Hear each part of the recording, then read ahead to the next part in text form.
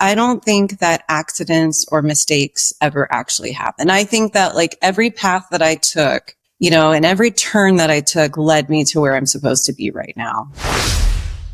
Hi, I'm Ashleigh, and welcome to the Big Crystal Energy Podcast. This is a place for the crystal curious, arcane-minded, and everything in the in-between. In this podcast, we will jump down the rabbit hole into the metaphysical, esoteric, occult, and spiritual realms. Nothing is off limits. I'm a mom, wife, an orthopedic physician assistant by day, and a seeker of all things spooky and kooky by night. I've spent my entire career in the medical field, but have always felt like there is more out there, and this is where we will explore together. We will have conversations with crystal healers, rock hounds, artists, musicians, spiritual coaches, magic makers, and anything woo-woo that strikes our fancy.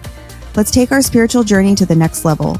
So grab a crystal, pour a cup of tea. It's time to feel the big crystal energy. Hey everybody, welcome back to the Big Crystal Energy Podcast. Today I am joined by someone very special, Angela, who I've known since 2007, since we were in physician assistant school together. We were? 2007, 2008. We both still work as PAs, Angela in virtual medicine and I am in orthopedics, as you know, but we've stepped into our soul's calling in a bigger way. And I'm so excited to talk about that journey with her today. Angela, my beautiful, magical, stunning friend, welcome to the podcast, girl. Thank you. I'm like super stoked to, be on here. Yes. And eventually this will be on YouTube. So you guys have to tune in because she has the best shirt and we'll get to all that later. Adopt a fucking dog, adopt. And we're going to get into all that because that's a very big part of her soul's calling. So Angela, for those of you that don't know you, please introduce yourself, share a little bit about yourself, like what you do, all of the wonderful things. I know you have a very wonderful and wild lifestyle. Very wild. Yeah. Very wild. The wildest in the suburbs. Yes.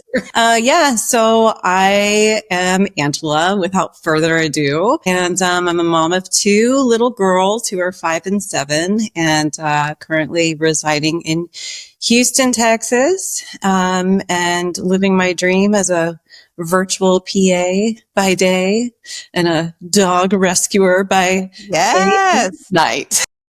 I love that.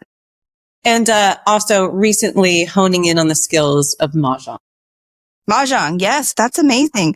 How did you even, honestly, I don't know anybody where I live that plays Mahjong. So I find that it's very interesting that there's like a community for that in Houston, Texas. Yeah, mostly in the nursing homes, but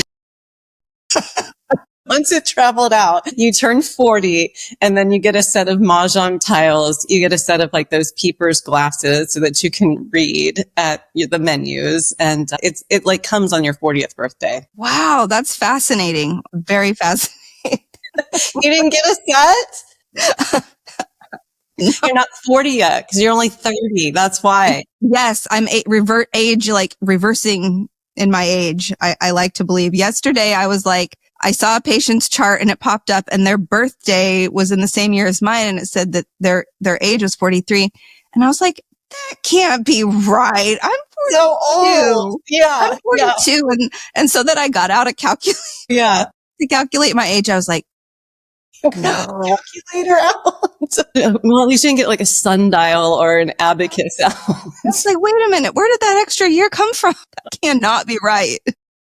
Yeah, right, I have the same sentiment. Yeah, I feel that. Geez. Well, so we still work as PAs, of course, but you and I have both kind of started leaning into something more that we have been called to do. Now, you've been doing animal rescue for a long time, but it just feels like you've been getting more and more into that over the years. Yep. And so I'm just really interested to know like how that journey's been for you and like finding your path, like how you went from being like really focused as a PA and then just kind of like developing beyond that. Yeah. I made it as a PA because I couldn't make it as a veterinarian. That's kind of how that path went for me because at a very young age, I wanted to be a veterinarian. And what happened was I went and shadowed a vet at 17 years old and it was a little chihuahua.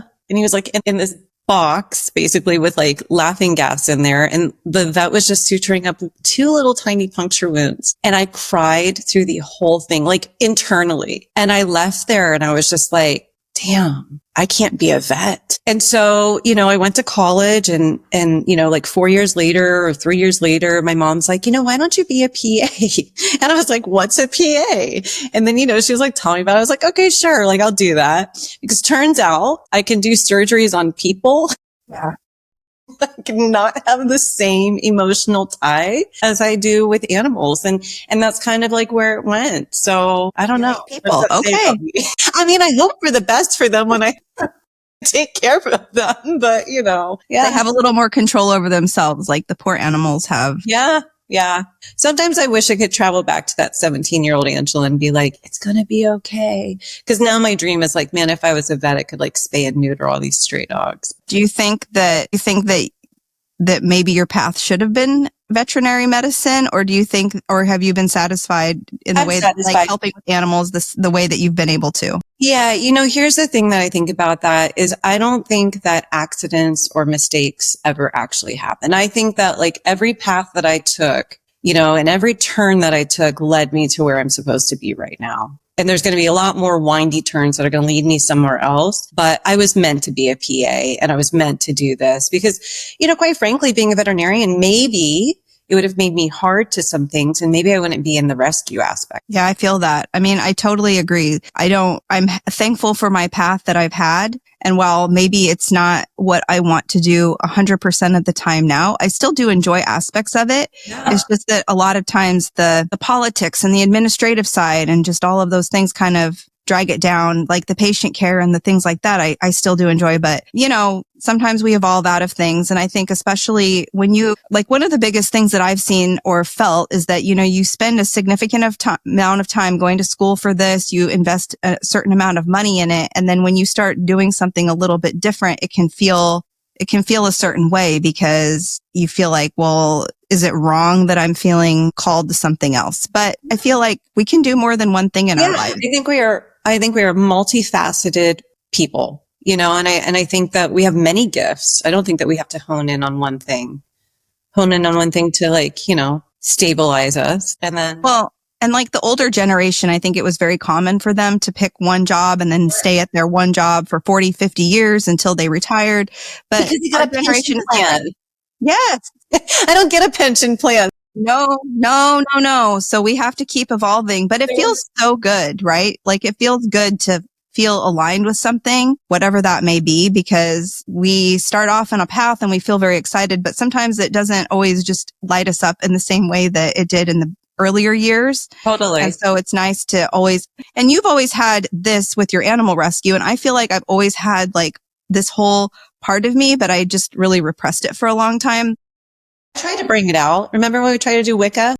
Remember when we were in New Orleans, we were getting tarot readings. I didn't even know anything about tarot that much. Telling that story today about that tarot reading, by the way. You're like, I've been to this guy before. I'm like, remember we went to go and search for him and we found him. See, we need to go back and see if he's still out there on the streets reading tarot. See, now I have a tarot.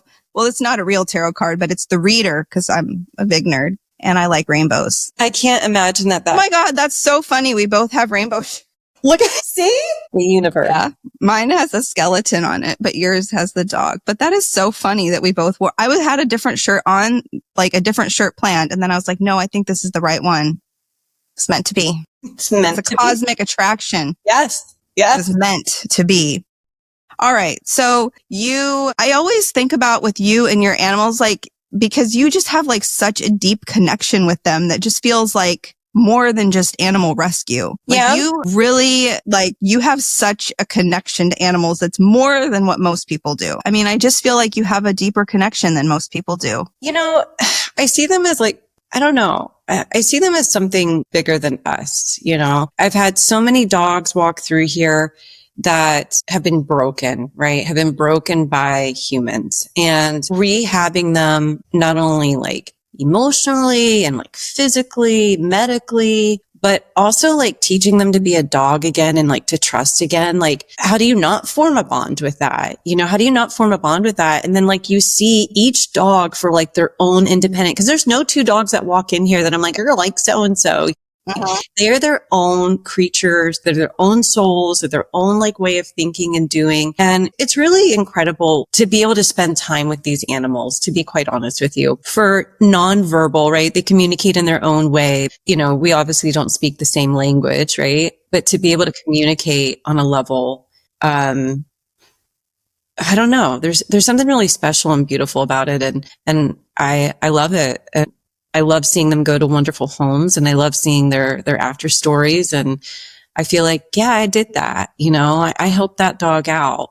One thing that I wanted to say about being a PA, you know, how you were like, you feel like maybe you went on a different path. Actually, being a PA helps me to rescue dogs because I get to take on a lot of medical cases because actually we use the same medications for humans as we do for dogs. Like, so intuitively, like I'm able to kind of understand what's going on. Or like if I get a dog who's like just had surgery, like, you know, they're like, can you take this dog? Cause it needs bandage changes and da-da-da-da-da. Like I had a dog that we thought was going to die, had a gaping hole. My husband and I were like, oh my God. Anyways, long story, but my skills from being a human medical provider actually benefit me for the animals as well. And so I get to use all those tools to make me a better person or foster for some of these animals. Yeah, I mean, that's huge because so many people are squeamish about lots of different things, or they just don't have the knowledge, and it's a huge benefit. And it really allows you to take on those cases that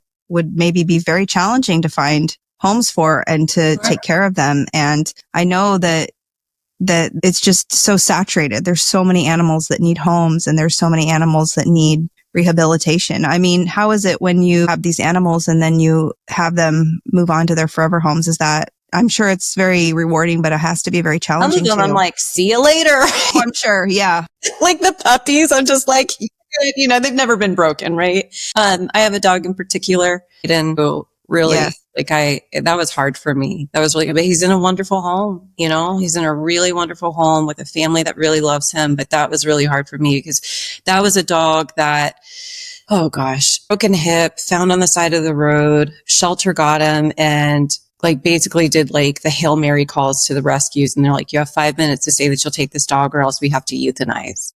And the dog was like malnourished and all the things, right? And so the rescue put out a plea on Facebook, and they're like, can anybody foster in like this range of area in Texas? It'll just be for a week, just until he can heal enough to go be transported. I said, yeah, sure, I'll do it. And I had to go and meet somebody to go pick this dog up. He was so broken, he wouldn't walk. Like he was so stiff and still and like staring at the wall. And I was afraid to pick him up. He's a big dog. I was afraid to pick him up. Like maybe he'll bite me in the face, like, you know, but like it was like he wanted to be so small. You know, he didn't even want to like breathe because he didn't want to be like, you know, that's how scared he was. And we brought him home, and I have a kennel area. It's in my office where I work, and I just let him be in there and really let him decompress for a few days, you know, like, and I had him for 9 months. And I think he taught me more than I probably taught him. And that was really hard to let go. But now I'm like, if I could let go of him, I can probably let go of any dog. Yeah. You know, because the idea is this: if I had kept him, right, then I can't continue fostering because I have 3 dogs of my own. Yes. You know, and so at some point I'm a dog hoarder. And I think I know your husband really aspires to have a dog hoarding situation in your home. Yeah. He probably already feels it's that way now. Right. I think there's laws to some of these things. And while I'm, you know, down for being wild and out, anyways, so the idea of fostering is you have to let him go, even if it breaks your heart. But I think it makes my heart bigger. Do you feel like this is like one of the biggest like spiritual purposes of you being here on this planet, like at this time? I think so. It feels like it. You know, to know your calling is such a special thing. And I've known it for a really long time. And like your calling is like something that you feel in your gut. But there's only a few things in this world that make me super happy. Like from my soul, or super sad from my soul. Like that can really hit like the extreme of emotions for me. Animal welfare is definitely like that. And I have made so many deals with God. Yes. That like, I will do whatever I can in the biggest way. Like, give me time, help me get there. I will make a difference. You know, Yeah. That's so cool. Okay. Yes, son. What in the world is happening let me here? see him. Okay. You have double Oreo. You're wet. You have double Oreo Pop-Tarts and a phone going at the same. You're soaking wet with double Oreo Pop-Tarts. Can you say hi to my friend? Hello. Hi, Jasper. Are you getting into troubles with mommy? Okay. We got to take these wet clothes off, bro. What'd he do? Oh my gosh. Here we go. Hold on. You're Hold fine. on, friends. We got a situation here. Goodness. Why are you guys wet? You turn the hose on outside? You can step away. No, it's fine. Here. We're just, This is what having a 2-year-old is all about. this is life with a 2-year-old. Now, where's your brother? Downstairs? There's this joke where it's like the mom of the boys and the mom of the girls. And it's like, when I had to watch these little girls, they come over and they just say, where can I sit? And then they sit in color.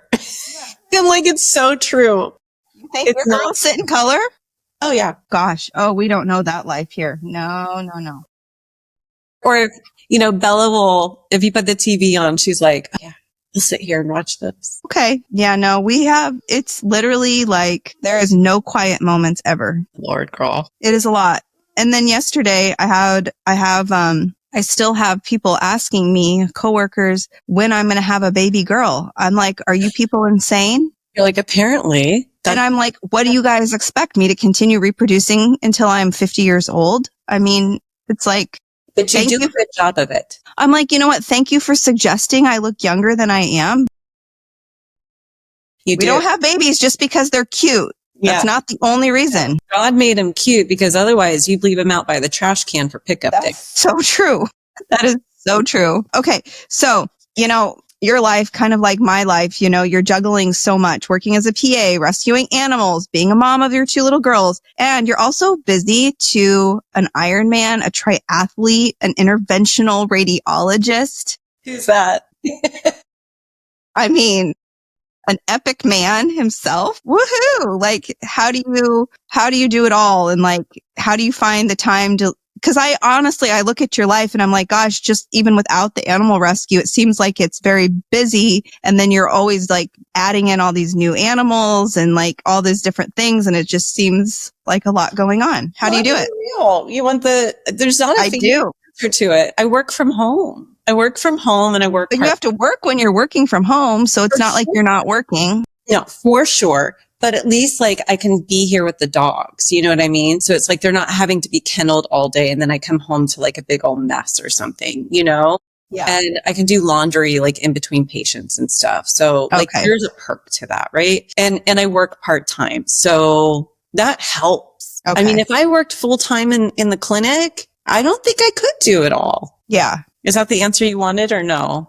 No, that's the reality. I mean, because it just seems like you don't sleep. Yeah. I mean, it just seems like a lot. I mean, I know right now as I'm chasing my own dreams of like building my podcast, building a business out of this, it's a lot, like the time commitment because, I want to be present with my family and trying to do things on weeknights after I've already been at work for 10 hours is not really very realistic. Yep. But then I also, I don't want to take all of my free time working on these things. And it's just basically there is no balance, I think is what it comes down to. Like there's seasons where you're doing a lot and you have to sacrifice certain things. And there's seasons where you're enjoying life a little bit more. And I know for me, like I'm kind of in a season of like, I need to sacrifice a lot of my free time and like getting together with other people and doing other things because I have to like build this if I ever want it to progress anywhere. The other thing that you need to take into consideration, Ashleigh, is you have a 2-year-old. That is a whole different beast. Well, he's easier than my older son,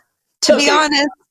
Fair enough. But see, then you've got 2 special, like very wild child. It's like, you know, now that my kids are 7 and 5, it's like way different than what my life was like 3 years ago, you know? Yeah. And so for me, that has added freedom because like, you know, they can sometimes wipe their own butt, not always. Yeah, no, it does. It does make a big difference. Yeah. They can get dressed even if they don't want to, but they can't. Yes, it does make a big difference. I mean, because right now it's just like, there's just a lot of moving parts and, also dealing, I mean, I love my husband, but dealing with a husband that has raging ADHD and has his own 5 million things going on. Raging. And he's like, oh yeah, I've got it under control. Do we really call that like our ADHD? I think that's what they should call it because it's not just regular ADHD. It's like next level. Like he's like, no, I think I'm going to try cognitive behavioral therapy. Oh, I shouldn't laugh. I think that's good. And then he told me he had like two meetings with the therapist or whatever about setting that up. And then he's like, oh yeah, I don't need that. You're like, can I go to the meetings with you? And I just put the medicine in your morning coffee. Right. Now, since we're friends and I've known you for a long time, you know, from previous conversations that we've had, we're kind of going in a little bit different direction now. Okay. But, you know, I know you've talked about your oldest daughter, and from our conversations over the years, she seems like she's such a beautiful, like amazing soul. And she seems like she's just really connected, like spiritually connected. How is that for you? Like, what's it like to have a daughter that just seems like she understands things on a different level? A little spooky. Yeah. I mean, here's the thing. Let me tell you a story. You want to hear a story? Yes, I love stories. Okay. Show me an example. I'll give you an example. Yes. Vivi is one of those, like I, you know, from a young age, she has been, you know, pretty in tune with like angels and spirits and God without really like we go to church and stuff. We didn't really start going to church regularly until she was a little bit older. So this is kind of like pre going to church regularly. I'm very spiritual as well as like, you know, I don't want to say the word religious because that's probably not the right term. Maybe just spiritual. Yes. So we're in Mexico and we went in to go and see these Mayan ruins. And I didn't want to go in, but her and David went in. I stayed out with Bella because Bella was little. And she came out of there and it was like these like cave-like things. She came out and she looked at me. She was 3. She said, there were spirits in there. And I said, what? Goodness. And she's like, but it's okay. They were good spirits. And I was just like, I looked at Dave and I was like, cool, I'm not going in. Yeah, really? I was like, all right, I'm out. You know, probably like a year after that, she had a really bad traumatic brain injury and it was the worst day of my life. My mom had passed away 3 months earlier and it was like a freak accident. It was just like, basically she walked into a hole after skull and very terrifying. And that night, she told me that she had a dream of my mom and that my mom came to her and hugged her and told her that I love you and everything's going to be okay. And I woke up and when she told me that and I was like, yeah, that was definitely my mom visiting you. And she had never said anything like that before. And then another time, there's many examples, but this one was very like, wow.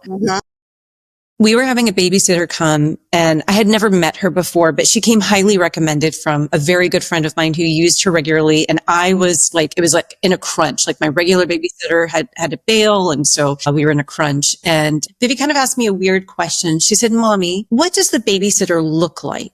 I said, oh, honey, I don't know. I've never met her. I just know her name and you know, she's very sweet and you're going to have a great time. She said, well, Mommy, I'm pretty sure that her skin is darker. Like, I think her skin is brown. And I was like, wow. Okay. I thought that was like such an odd thing to say. Yeah. I was like, okay. Well, sure enough, when I opened the door to the babysitter, she was absolutely correct.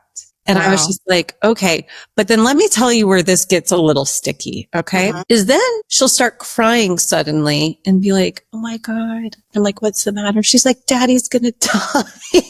So oh my goodness. No, like, is that like a real thing or not? You know? And so Dave's like, I'm like, you better up your life insurance, bro. You know, thankfully she hasn't said that in a hot minute.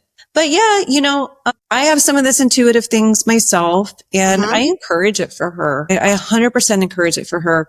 We talk about guardian angels. I say, pray to your guardian angels, talk to Gaga. That's my mom. So I always want her to trust her intuition, because I think it's one of those things that people rarely listen to, or don't listen to enough, is probably the right way to say that.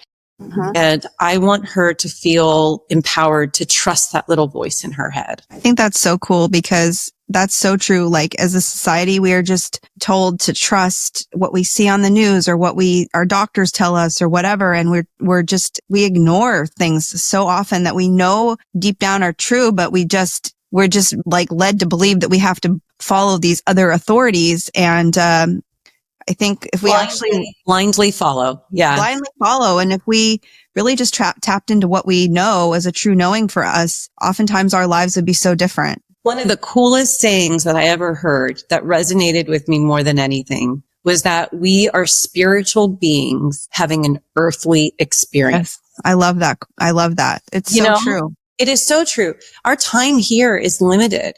But this is not the entire time of us. This is just our earthly time. And so, there is something beyond us. My mom reaches out to me on a regular, and I just really try to stay in tune with that. Yeah. And I know you and your mom sounds like, I never met your mom in person, but she sounds like such an amazing, like, magical person. Yeah.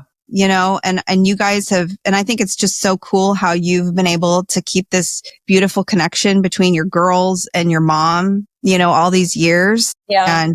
And, how I know you said something to me once about how you felt kind of like this energy transfer. Yeah. Did that happen when your mom passed, or like since that time, or how has that been? But like the energy transfer aspect that's something that's been going on since I was a kid. I see. Okay. Yeah. Yeah.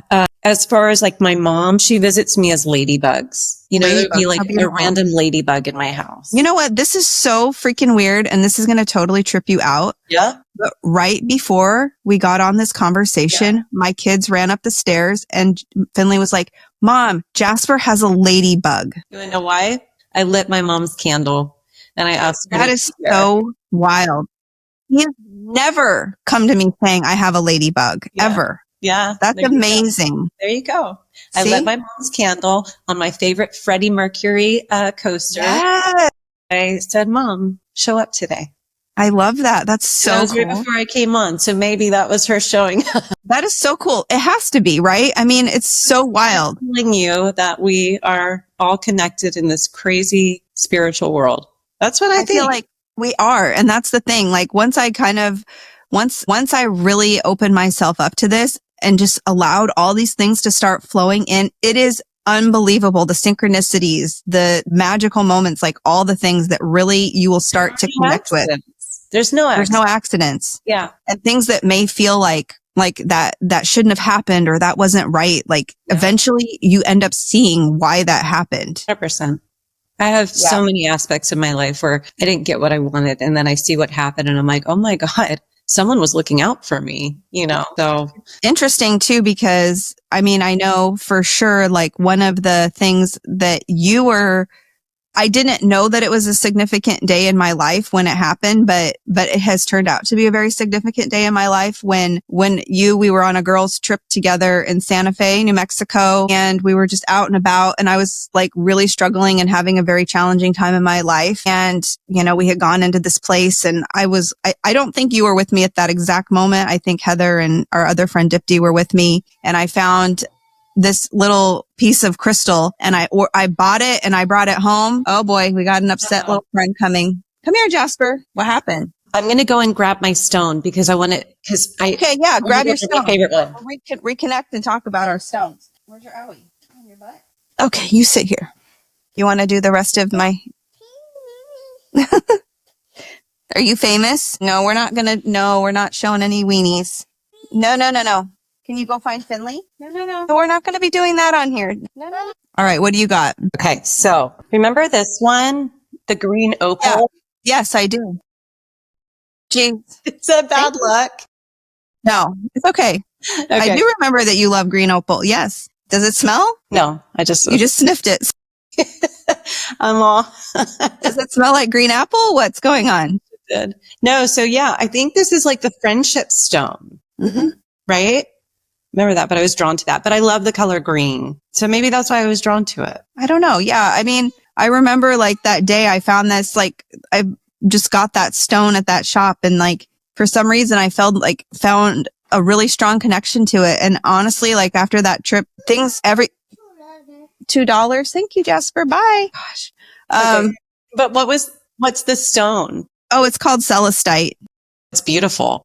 And, it's like I brought that stone home and I just started like having it by my bedside table and just like wanting things to change in a positive way so much. And then literally like right after that happened, like within a couple months, like my life and the things that were really causing me a lot of stress and stuff, it just things changed essentially, and things started to get a lot better. And it's just been like going uphill and like so much better since that time. I mean, honestly, I feel like I'm the same, but like I feel a lot like totally different. Manifesting. You manifested it. Yeah. Cause I knew I was like, what is this? Is this my life? Am I going to just feel like this forever? I can't imagine. Like I have everything in life that I want, but I just feel unhappy. I feel depleted.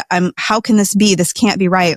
And I had seen heard something somewhere that said, you need to go back to the things that you loved when you were younger, and you need to reconnect with those things. And so I did, and everything blew up from there. And it's been incredible. And I feel like it's just the beginning. Like, I just feel like I'm just tapping in. It's like just the beginning, and it's been so cool, but it's nice. Like I guess that's why I feel like a special connection with you, because we've been there like in these certain like significant moments, even though we only see each other in person maybe once a year. It always feels like we have these like really big moments that end up like not necessarily feeling like in such a way like when we're together, but later back, like reflecting back, it's always so interesting how all these things have happened since that time. Well, we've been, our friendship has been through so many milestones in life, right? So then it's like when we all get together, it's just like, I don't know, magic happens. It does. It's like, yeah. So, and I think too, because when we get together, all of our group, we all have a very similar mindset about these things. Yeah.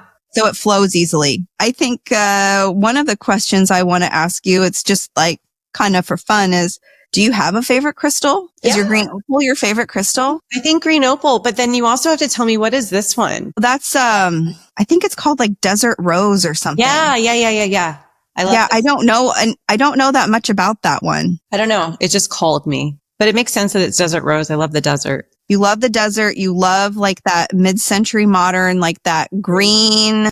Yes. I know there's certain stones and things that I'm attracted to because of their color and not necessarily like their certain properties and stuff. But you said that's okay. You said that's okay. It doesn't matter. Yeah.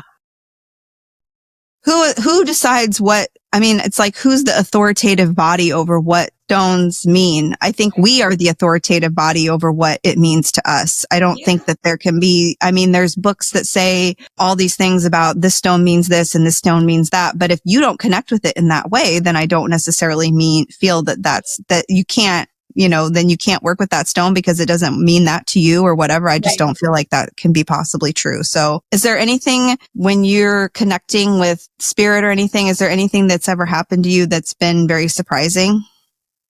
Because I feel like you've had a lot of experiences connecting. Yeah.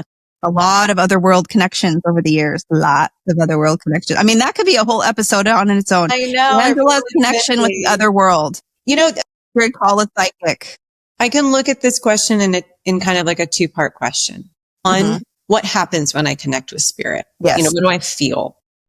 Like I get chills from the top of my head down. So sometimes I'll be praying, right? I'll just be praying in my car, please God. And the second I feel the chills, I know that someone heard me.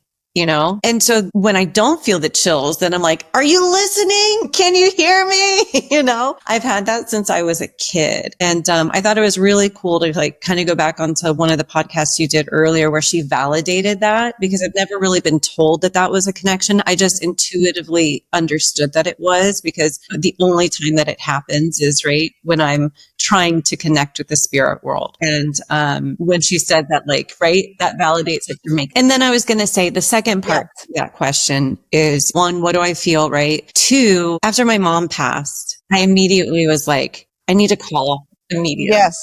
I need to call her on the phone. And when my mom passed, I had all of her clothes because my dad like wanted me to get everything out of the closet. And so like, I was like, okay, well, I'm going to make blankets out of her clothes. Yeah, that's a beautiful idea. I kept some clothes for myself that I wear that I'm sure she's like rolling in her grave laughing because I made fun of all of her clothes. And now I'm wearing. Well, that's what we do as kids. We have to make fun of our parents' clothes, and then we end up kind of finding things that our grandparents wore or something. And then it's like all of a sudden it's kind of, kind of like it has that special connection for us. Yes, 100%.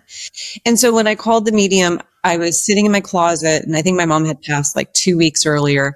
And I was kind of just like, I didn't know what to expect, to be honest with you. I didn't know what to expect. Or when I called the medium, I didn't know if it was actually going to connect with her or not. And me and my mom had this joke. She's like, I'm just wondering, this is before she passed. She's like, I'm just wondering like how soon you'll be calling. Right. And I was like, oh, pretty soon, you better visit me as a butterfly or a bug or a bird, and so anyways, I called the medium and I'm sitting amongst all of her clothes. And the woman who answered was just like, I just see a lot of pink. She's like, are you sitting like in her closet? Are you sitting like amongst her clothes? And I was like, wow, oh my God. She's like, are you like making blankets out of these clothes? And I just like right then and there, I was like, boom, there's something like it made me for sure know that there is something after we die on earth here, And like, she just was basically telling me all these things about my mom. And every time I would connect with a medium about my mom, they're like, I just feel so calm and I feel so at peace. She's so gentle. She's so lovely. And I'm like, yeah, that's my mom. And I laugh because I think when I die and they're going to call a medium, and the lady is going to be like, for some reason, my heart's racing really fast. I'm feeling very anxious and concerned. Yeah. And they're like, an anxiety attack here. So yeah, that's how I hope I come back from the spirit world, is like bringing my anxiety onto everybody. We know you will. We know you will. We're waiting for it. We're ready for it. Hauntings. Yes. Oh, yes. But like, what do you think? What do you say to people that think that mediumship and all of that is just, that they're just like charlatans or they're just making things up? Because I'm sure that when you say that you talk to a medium or something, I know there has to be pushback at times about that. Yeah. I just basically tell them like, I think you have to be open to it to experience that, right? Because I think if you're closed off to it, you're probably not going to get the same experience as somebody who's open to it, But I don't know. I don't really push back a whole lot. I'm just overly joyed to like share my experience. And I have so many of them that it would be hard to like invalidate it. I believe that's true. Yeah. But I could also be a psychotic sociopath. So well, that's also true. That's also possible. But that's also true at the same time. That's true. I love that. Spirit world and also be a sociopath. All right. So let me ask you, if you could invite one person to a seance, who would it be? Freddie Mercury. And why? Yes, I love that. And why? Oh my God. So many reasons why. I know. You know what? I think even beyond his musical talent, I bet he was just like a really fun person. I bet you're probably laughing. I bet he had like creative ideas and like, I think he was just a wild. I think so. I think like, as far as a seance or bringing someone back, it's more about just observing them in real life and how they were as a character and a personality rather than me asking them questions. Yeah. It's just more of seeing them in real life because he had like this bigger than life persona, and it just that level of creativity and talent is just like beyond. I mean, it's hard to match that. I mean, it's just so cool. I would agree. That would be high up there for me as well. Yeah, for sure. I love that. You know who else? I don't really have anybody else other than like people I love. But like if we're talking about like, famous people, that's it. Yes, of course. Oh, and Patrick Swayze, my first crush. I didn't know you were such a Patrick Swayze fan. First crush. I did not know that. Wow. Really? See, we're learning new things here. Yeah. Anytime the soundtrack of Dirty Dancing comes on, I'm just like, I'm taken back and I immediately, like, I can't dance, but like, I pretend like I could, Like you're kind of, someone at work the other day, I felt so dated. Like something came up about Dirty Dancing and they didn't even know what it was. And I was like, The tragedy. It was a tragedy. I was like, I was like, I'm having heart palpitations. I'm having an out of body experience. What? This is a classic. This is not okay. This is not okay. I was like, you need to go. School. I know. I was like, this is not right. Like, even these generations that are younger, they should still know about this. This is a classic movie.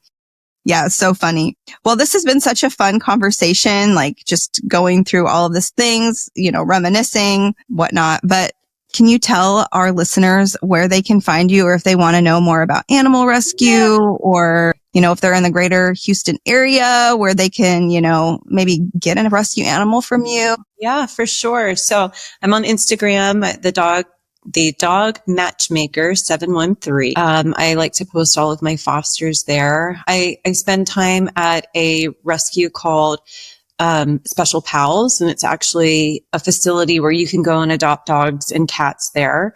And they are fantastic. They do lots of, pop up there in Houston for adoptions. And then near and dear to my heart, Cypress Lucky Mutts. And yes. That's where most of my fosters come from. And we can transport basically anywhere in the US, especially New York. We have a regular route going there, but we are extending. So if you are ever wanting to think about adopting a dog or want to foster or thinking about it, just message me and I'll tell you all the do's and don'ts and whys you should. And adopt, don't shop, do not, listen, there's so many dogs out there. Why breed dogs? That's what I'm thinking. I totally agree. I was having a conversation with someone at work and they were talking about, going to a breeder or something. And I was like, nope, we will never do that at my house. All of our dogs have been rescue dogs and we love them. They're so special. There's absolutely no reason for that. And I was like channeling my inner Angela. I was like, I don't understand why you would do that. It's a waste of money. And I'm not saying anything bad about those dogs. I'm just saying, though, there are so many dogs in need. And to know that those dogs in need are literally going to die because people aren't adopting them. Yes. Right? They get put down for space. They don't get put down because they're bad dogs or unhealthy dogs. They get put down for space. Yes. Well, I loved our conversation today. And I think that the biggest thing about our conversation was just that our calling, our soul's calling, doesn't just mean like abandoning everything, giving up our full-time careers, our part-time careers. It just means listening to kind of our inner voice and making space for what lights us up. Yep. It makes us excited. And I think that your story really honors both, your career and also your gifts and like your spiritual connection and your connection to animals. And I feel like the universe just really supports us in incredible ways and allows us to find our ways if we're willing and like open to accepting those messages from the universe. Yeah. Gotta be open to it. And you have to put it out there too. Do you remember last time we were on a trip and I said, I'm going to buy land? I know. I remember that conversation. And now I found the land. I got 10 acres, way more than I thought I was going to do. And I'm scared to think now the pressure's on me, but it's not, I got it at a deal. And I had to lock it in because I'm manifesting that I am going to do what I promised. So you will. Whether it's 10 years from now, you know what I mean? It won't be overnight. But if you have a calling, you do what you can at little bits of time. I've been doing this for over 20 years and I'm only just now getting to at the tip of the iceberg. Yeah. I mean, I think that's the thing. Like people have something that they want to accomplish and they just want it to happen overnight. But realistically, sometimes our bigger visions just take a lot longer. It's not going to be a quick thing. And it's going to take time for you to figure out how to work this land to meet your vision. But if you just keep waking up every day and telling yourself that it's going to happen, it will happen. 100%. It may not happen by this time next year, but certainly every day, if you take those steps, you'll be working towards that goal. And I for sure know it's going to happen for you. I do too. And you know what? The medium told me I was going to get that land. Which medium? You had another medium that we talked to, or this is It's the same lady, but she told me I was going to get that land because I was looking at something else a while back. And she said, I see this land surrounded by trees. And I was like, no. The land we're looking at is actually like right outside a neighborhood. She's like, there's lots of trees. And we bought in a lumber yard. So it's actually like where they're taking the trees down for, lumber, whatever. It's a lumber service. Yeah. But, we are surrounded by nothing but trees. See, that's so amazing.